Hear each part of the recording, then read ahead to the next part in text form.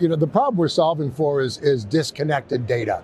Data that has traditionally been in silos, within a DMS or within a technology platform. And when you think about the introduction of AI and what that really means and the efficiencies and the ROI it can be driven, those AI tools are only going to be as good as the data that they're pulling from. So you want it to do the right things the right way.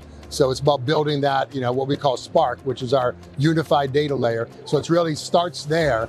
And when you add in the fact that we've got decades of experience in serving this industry, which means we have decades of data. So when you think about all the data that we can populate into Spark, it gives us even greater levels of insight and the ability to produce, results for our customers.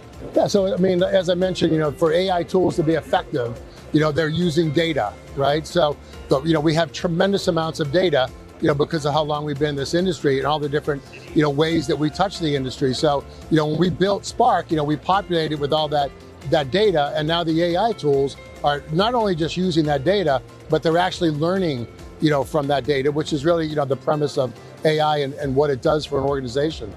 So that's really the foundation of everything that we do. That's what's powering all of our AI tools. Yeah, so we've got AI tools built into our CRM platform, which is called Focus. So we've got AI tools that are built in there that just enables you to have much more efficient, relevant communications with your consumers. So we've taken the communications aspect of CRM and built AI into that. So it's going to do the right things the right way, the right time, with the right message. So, we started off with, AI was more about, getting information and asking it, to give information back. So you ask it a question and it replies back with information. Think about ChatGPT. Ray is the next evolution, of AI within Reynolds, where we moved into the agentic space. So now it's going to start doing things for you.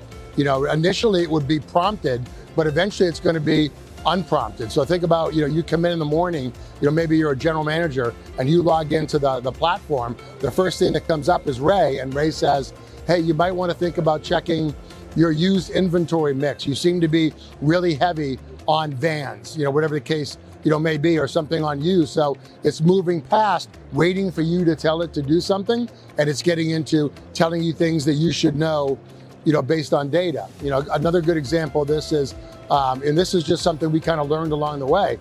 So looking at, tell me all the ROs that are out there that are older than, some number of days, so 10 days or whatever the number might be. And so it gives you the data. But then what AI did is it looked at it and it said, well, if you look across your service advisors, you're very heavy on one service advisor. That is the one that has the most workload. So you might want to think about how you distribute your work across your service advisors in order to balance, the work that's coming to them to prevent this from happening. So there's just so many powerful opportunities for operational efficiency by leveraging these tools.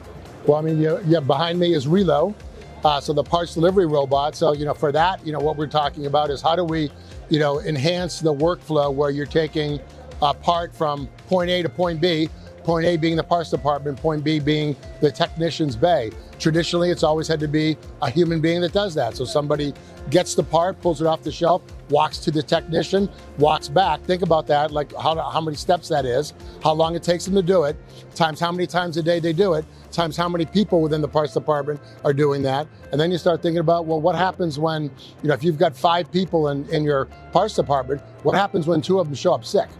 Does that cause delays in getting parts to technicians? And if it does, that's costing the dealer money, it's costing the tech money, it's impacting the consumer's experience, and the techs are not turning wrenches, what we really, want them to do. So, we've seen a lot of really positive feedback from it. We're selling them today. We've got quite a few of them out in the market. We've got some large groups, they're customers of ours, that have just went through this whole vetting process to really kind of stress test Relo, big service departments, small service departments, highline, domestic.